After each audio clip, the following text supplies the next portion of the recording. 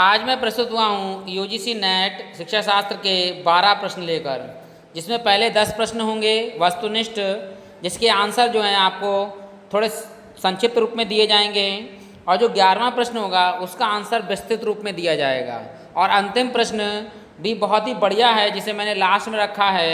आप पूरा वीडियो देखिएगा, और अगर आपने मेरे चैनल को सब्सक्राइब नहीं किया है तो सब्सक्राइब कीजिएगा, ताकि ऐसे ही वीडियो आपको और प्राप्त हो सकें।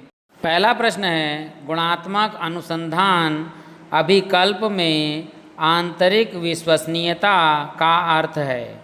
ऑप्शन है सूचना का चयन, अंतर पर्यवेक्षण विश्वसनीयता, परिणाम जिस सीमा तक यथार्थ के नज़दीक है, मापनों की विशुद्धता।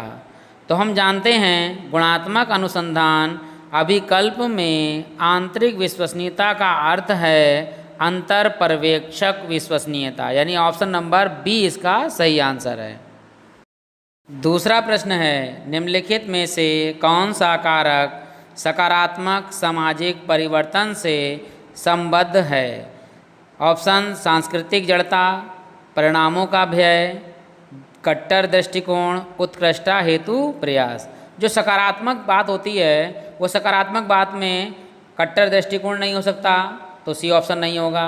परिणामों का भय नहीं होगा, ये भी ऑप्शन नहीं होगा। सांस्कृतिक जड़ता भी नहीं हो सकती, यानी ऑप्शन जो होगा वो आपका डी ऑप्शन बिल्कुल सही होगा, उत्कृष्टता हेतु प्रयास। अगला प्रश्न है, निम्नलिखित में से कौन सा समाज जातिगत निष्ठा को बढ़ावा देगा। ऑप्शन नंबर ए गतिशील समाज, मुक्त समाज, बंद समाज, योग्यता आधारित समाज। तो ऑप्शन नंबर ए जो जातिगत समाज है वो गतिशील समाज की स्थापना करता ही नहीं है, इसलिए ऑप्शन नंबर ए भी नहीं होगा। मुक्त समाज तो खुला हुआ समाज होता है, यानी इसमें जो है जातिवादी का कोई भेदभाव नहीं होता, ये भी ऑप्शन नहीं होगा। नंबर डी है योग्यता आधारित समाज। जब योग्यता की बात करता है तो वहाँ पर जातिगत की बात ही नहीं होती है, केवल योग्यता की बात होती है।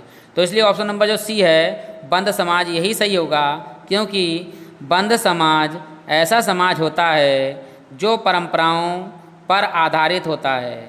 इसमें किसी भी प्रकार का परिवर्तन काफ़ी लंबे समय बाद आता है तथा इसमें अपनी जाति के लोगों को अधिक महत्व दिया जाता है, इसलिए ऐसे समाज में जातिगत निष्ठा अधिक होती है। अगला प्रश्न है, पियाजे के विकास के रूप संक्रियात्मक अवस्था भारत में कौन से शैक्षिक स्तर के अनुरूप है।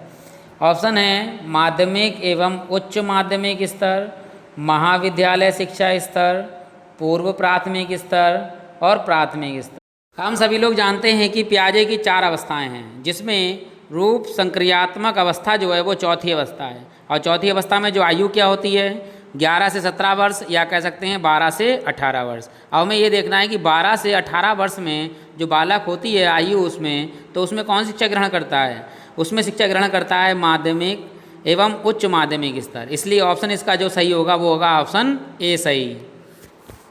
5वां प्रश्न है आपका, आधुनिकीकरण से तात्पर्य है। ऑप्शन है पाश्चात्य जीवन शैली की ओर स्थानांतरण, प्रचलित फैशन तथा रहन सहन के ढंगों का अनुवर्तन, परंपरा एवं परंपरागत जीवन शैली से विलगांव। ऑप्शन डी है विद्यमान आवश्यकताओं एवं जीवन शैलियों के संदर्भ में अनुकूलन की प्रक्रिया। तो इसमें ऑप्शन पहला और दूसरा तो दोनों गलत हैं, क्योंकि पश्चात जीवन की शैली में नहीं जाना है और ना फैशन में और रहन सहन में ढंगों में देखना है, तो दोनों ऑप्शन हो गए गलत। तो जो इसका डी ऑप्शन है वो बिल्कुल सही होगा, विद्यमान आवश्यकताओं एवं जीवन शैलियों के संदर्भ में अनुकूलन की प्रक्रिया। अगला प्रश्न है, गांधीवादी शिक्षा का चरम लक्ष्य है। ऑप्शन वर्ग रहित समाज का सृजन, मानव जाति का उन्नयन, मानवीय और चैतन्य समाज का विकास, सबके लिए मोक्ष। ऑप्शन सबके लिए मोक्ष तो हो ही नहीं सकता, तो नंबर डी तो बिल्कुल एकदम आपका कैंसिल कर दीजिए।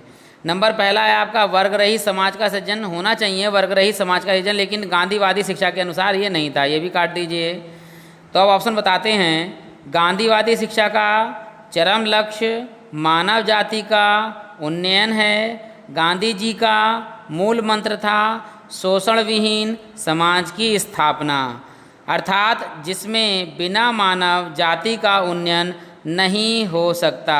यानी ऑप्शन नंबर बी, मानव जाति का उन्नयन, बिल्कुल सही आंसर है। अगला प्रश्न है सेट 1 और सेट 2 से। सेट 1 में है कारण कार्य संबंध का स्वरूप, सेट 2 में है आपका अतीन्द्रिय सत्ता, सेट ए में है केवल कारण केवल कार्य, कारण और कार्य दोनों, ना कारण ना कार्य। पहला ऑप्शन मिलाएंगे केवल कारण, जो है वो प्रकृति है, क्योंकि प्रकृति जो है वो हमें किसी भी कार्य करने के लिए प्रेरित करती है। केवल कार्य, कार्य हम किसके द्वारा करते हैं? अपनी ज्ञानेंद्रियों के द्वारा और कर्मेंद्रियों के द्वारा। तो केवल कार्य जो आ जाएगा वो ज्ञानेंद्रियाँ और कर्मेंद्रिय आ जाएगा। और जो कारण और कार्य दोनों हैं वो आएगा तन मात्राएँ। क्यों आएगा? क्योंकि हमारा शरीर जो है वो 5 तत्वों से मिलकर बना है। जो तत्व होते हैं पृथ्वी, जल, वायु, आकाश और अग्नि, इन पांचों का अति सूक्ष्म अनुभूतियों को तन मात्राएँ कहते हैं। इसलिए कारण और कार्य दोनों को मिलाएंगे तन मात्राओं से, और ना कारण और ना कार्य बचा, इसे मिलाएंगे हम पुरुष से। अगला प्रश्न है अभिकथन और तर्क से। तो अभिकथन है आपका ए, किशोरावस्था, तनाव और तूफान की अवस्था है। तर्क दिया है आपके लिए, इसमें ज्ञानार्जित करने और उसका प्रयोग करने का सामर्थ्य शिखर पर होता है। सभी लोग जानते हैं अभिकथन और तर्क में 4 ऑप्शन देते हैं, जिसमें पहला होगा आपका ए और बी दोनों सही हैं और आर सही स्पष्टीकरण है। बी है ए और आर दोनों सही हैं, परंतु आर ए की जो है सही स्पष्टीकरण नहीं है। सी है ए सही है परंतु आर गलत है। डी जो ऑप्शन है वो आपका ए गलत है परंतु आर सही है। तो हम इसमें पढ़ते हैं और देखते हैं। हम जानते हैं कि किशोरावस्था तनाव और तूफान की अवस्था है, यानी कि अभिकथन ए जो है बिल्कुल सही है। तर्क जो दिया है इसमें ज्ञानार्जित करने और उसका प्रयोग करने का सामर्थ्य शिखर पर होता है, ये बिल्कुल गलत है। क्यों? क्योंकि जो किशोरावस्था होती है ये तनाव की अवस्था होती है, तो बच्चा जो है अपने ही सवालों में उलझा हुआ होता है, इसलिए जो है ज्ञानार्जन शिखर पर नहीं होता है। इसलिए ऑप्शन नंबर सी जो है बिल्कुल सही है, ए सही है परंतु आर गलत है। सवाल नंबर 9 है ज्ञान मीमांसा प्रमुख रूप से संबंधित है शिक्षा के लक्ष्यों से, पाठ्यक्रम से, अनुदेशन विधियों से, अध्यापन की भूमिका से। जो ज्ञान मीमांसा है उसका संबंध ज्ञान के प्रमुख स्रोतों, प्रकृति, उसकी प्राप्ति से है। शिक्षण विधि ज्ञान प्राप्ति का साधन होती है, अतः ज्ञान मीमांसा का संबंध शिक्षण विधियों से होता है। और शिक्षण विधियों से संबंध होगा, इसका मतलब ऑप्शन नंबर जो सी है अनुदेशन विधियों से, ये ऑप्शन बिल्कुल सही है। 10वां प्रश्न है सूची 1 सूची 2 से। सूची 1 में है सांख्य, बौद्धवाद, वेदांत, जैनवाद। तो सबसे पहले सांख्य को मिलाएंगे सत्यार्थवाद से, क्योंकि सत्य के लिए जाना जाता है। दूसरा है आपका बौद्धवाद। बौद्धवाद को मिलाएंगे हम त्रिरत्न से। क्यों? बौद्ध धर्म के ये 3 रत्न सबसे महत्वपूर्ण अंग हैं, जिसमें बुद्ध, धम्म और संघ है। और तीसरा है आपका वेदांत। वेदांत को मिलाएंगे अष्टांग योग से। क्यों? क्योंकि विवेकानंद के मतानुसार समाधि ही अष्टांग योग का फल है, जो मानव जीवन का लक्ष्य है। उन्होंने अष्टांग के बारे में बताया, वेदांत के ज्ञाता थे, इसलिए वेदांत को मिलाएंगे अष्टांग योग से। और लास्ट रह गया जैनवाद को मिलाएंगे हम तत्वमसि से। 11वां प्रश्न है प्रतिशतांकों में अपनाया जाने वाला मापन का मान कहलाता है। ऑप्शन है नामित मापनी, क्रमिक मापनी, अंतराल मापनी, अनुपात मापनी। इसका विस्तृत रूप से अध्ययन करेंगे। नंबर पहला है आपका नामित मापनी या मापन। इस पैमाने के मापन में किसी वस्तु अथवा प्राणी के केवल गुण विशेष को देखा जाता है और उसके आधार पर उसे उस वर्ग का नाम, संकेत अथवा प्रतीक दे दिया जाता है। जैसे लिंग लिंग में आप गुण अथवा चर ले सकते हैं कोई से भी, के आधार पर छात्रों को लड़के अथवा लड़की का नाम देना, स्थान के आधार पर छात्रों की शहरी अथवा ग्रामीण नाम देना, और शिक्षा स्तर के आधार पर छात्रों को प्राथमिक शिक्षा छात्र, माध्यमिक शिक्षा छात्र, मेडिकल छात्र अथवा इंजीनियर छात्र आदि नाम देना। अर्थात हम कह सकते हैं कि नामित मापनी में केवल उन्हीं गुणों को बताया जाता है या उन्हीं गुणों की विशेषता देखी जाती है। जैसे हम कह सकते हैं कि कोई विद्यार्थी अगर साइंस स्ट्रीम से इंटर कर रहा है तो वह विद्यार्थी साइंस स्ट्रीम का हुआ, यदि कोई आर्ट स्ट्रीम से कर रहा है तो आर्ट स्ट्रीम से हुआ, कॉमर्स से कर रहा है तो कॉमर्स स्ट्रीम का हुआ। इसी प्रकार बहुत सारे हम एग्जाम्पल लेकर नामित मापनी को प्रस्तुत कर सकते हैं। दूसरा है क्रमित मापन, ऑर्डिनल मेजरमेंट। इस पैमाने के मापन में किसी वस्तु अथवा प्राणी के किसी गुण की मात्रा का मापन किया जाता है और मात्रा के अनुसार उसे वर्ग विशेष का नाम, संकेत अथवा प्रतीक दे दिया जाता है। जैसे छात्रों को उनकी बुद्धि की मात्रा के आधार पर उच्च बुद्धि, मध्यम बुद्धि और निम्न बुद्धि छात्र कहना, तथा परीक्षा के आधार पर प्रथम श्रेणी, द्वितीय श्रेणी और तृतीय श्रेणी छात्र कहना। अर्थात हम कह सकते हैं कि यहाँ पर हम किसी गुण विशेष को मात्रा दे देते हैं। जैसे मान लीजिए किसी विद्यार्थी ने 60% से अधिक अंक प्राप्त किए तो हम कहते हैं कि यह विद्यार्थी प्रथम श्रेणी प्राप्त करने वाला है, और यदि वह विद्यार्थी ने 45 अंक से ज़्यादा प्राप्त किए हों और 60 से कम तो द्वितीय श्रेणी का विद्यार्थी, और 45% से अगर कम प्राप्त किए हों तो तृतीय श्रेणी का विद्यार्थी कहते हैं।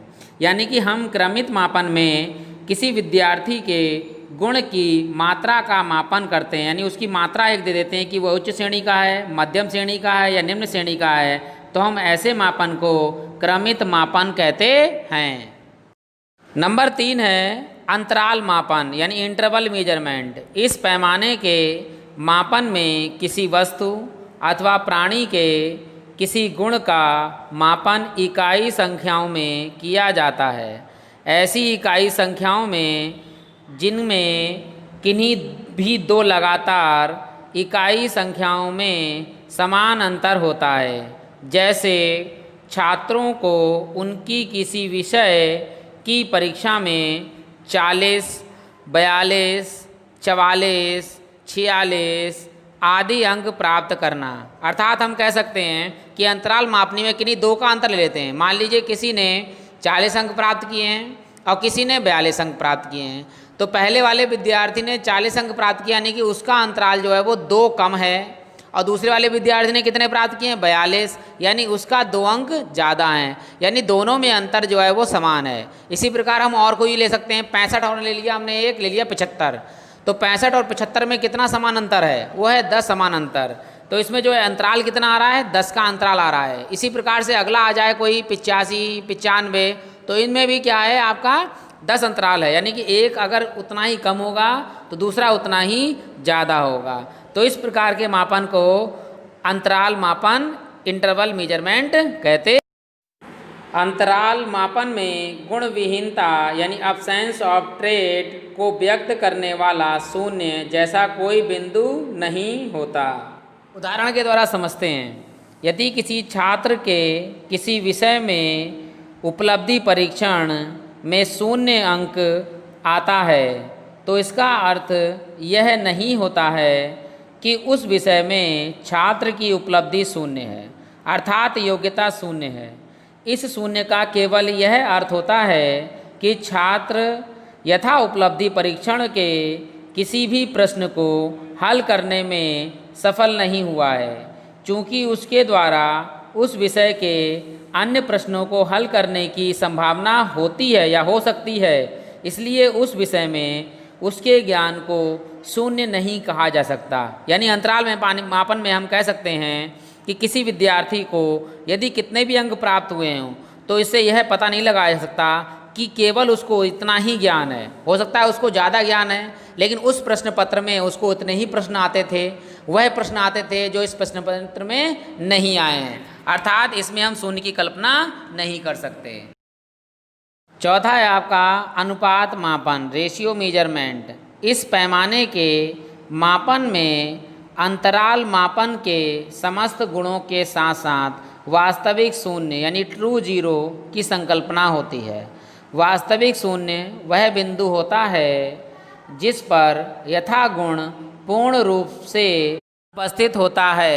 इस शून्य की संकल्पना से मापन द्वारा प्राप्त परिणामों की तुलना की जा सकती है, उन्हें अनुपातिक रूप दिया जा सकता है, इसलिए इसे अनुपात मापन कहते हैं। हम जानते हैं कि अनुपात कभी ऋणात्मक नहीं होता, इसलिए यहाँ पर जो है वास्तविक शून्य यानी ट्रू जीरो की संकल्पना होती है।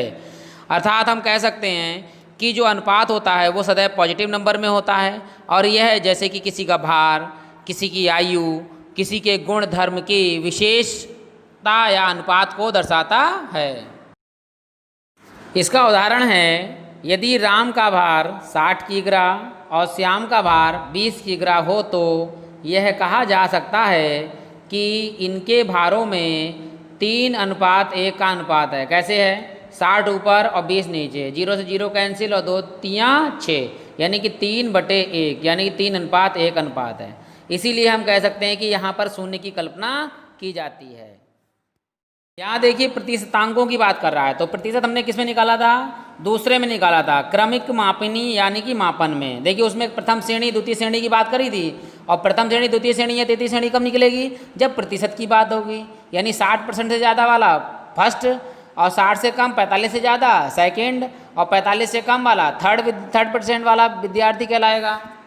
इसका ऑप्शन नंबर बी बिल्कुल सही है, क्रमिक मापनी। अंतिम 12वां प्रश्न है सेट 1 और सेट 2 से। सेट 1 में है परीक्षण पदों का प्रकार, सेट 2 में है प्रयोजन जो हल हुआ।